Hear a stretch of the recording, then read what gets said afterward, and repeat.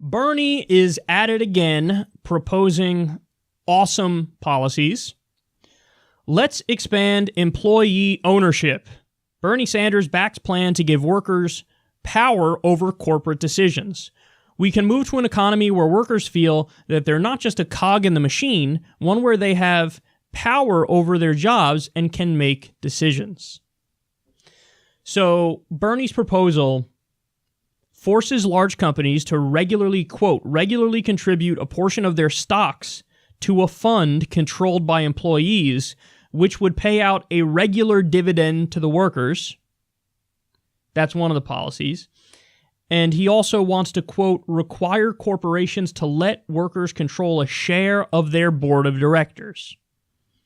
So two separate policies, both of them are wonderful. I'm not sure if the specifics in terms of the numbers are ironed out yet, but having said that, there was a survey that was conducted by the Democracy Collaborative in partnership with YouGov, and they found 55% of people said they would support, quote, a policy requiring companies with over 250 employees to put 10% of their shares into a workers' fund, which would pay dividends out to the company's employees.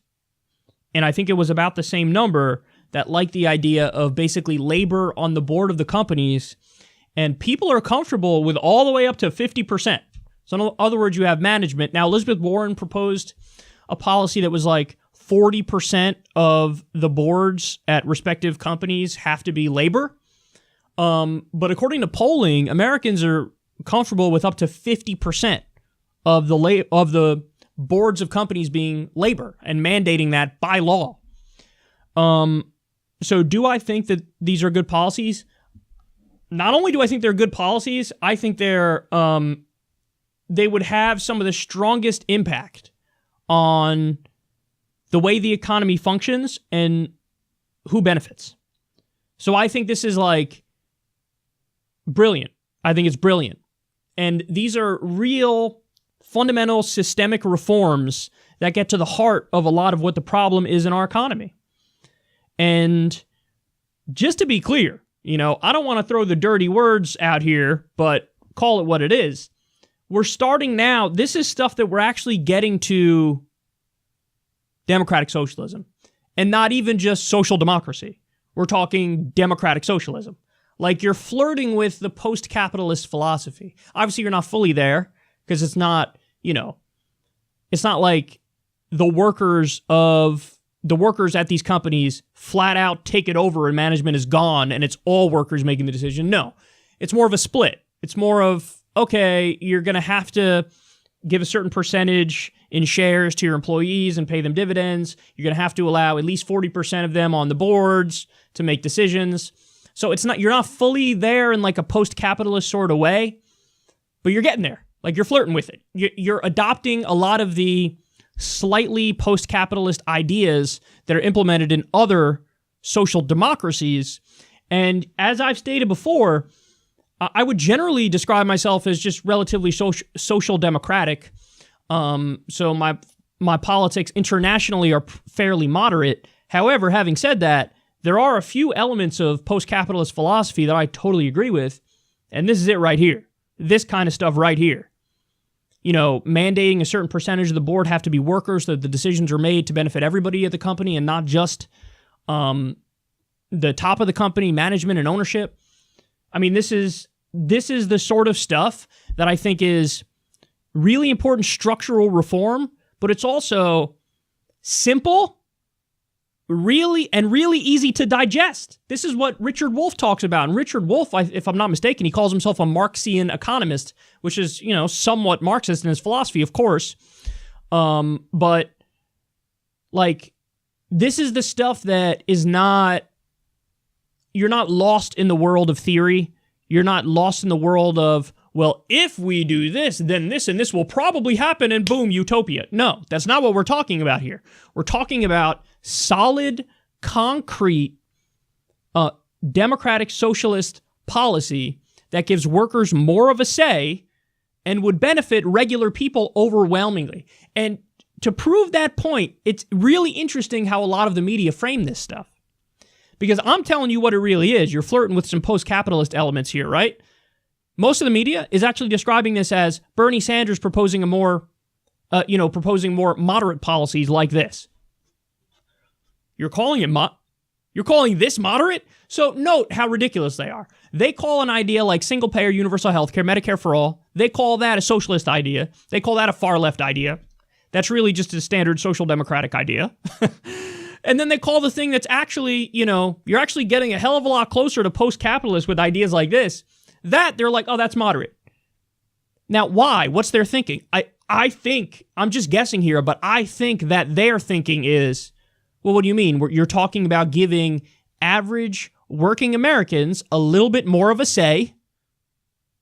So you're moving a little bit closer towards democracy in the workplace. And when they think of that, they just think average American helping them out. That's a moderate idea in their mind. And they're thinking more democratic. There's nothing more American than democracy. We all love democracy. Like, that's something we all agree to, right? So that's how I think their thinking goes. Oh, this is democracy, and it's helping the average worker, so therefore it's moderate. Shh. Nobody tell them what this really is and what you're inching towards when you take steps like this. But again, having said that, hell yeah, baby. Hell yeah. I favor worker-owned co-ops, for example. I know that the Labour Party in the UK has proposed policy ideas that get us closer to worker-owned co-ops.